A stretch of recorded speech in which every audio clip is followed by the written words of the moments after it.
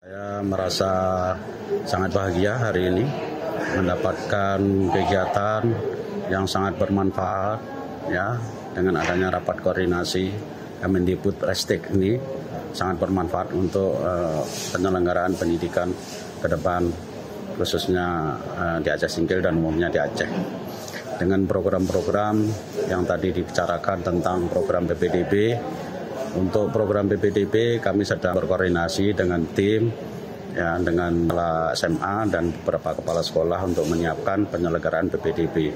Sementara untuk program PPKS, kita untuk Satgas Kabupaten sudah selesai, namun untuk tingkat di sekolah-sekolah satuan pendidikan belum selesai karena memang butuh waktu untuk menyamakan persepsi dan kita segera untuk melakukan sosialisasi.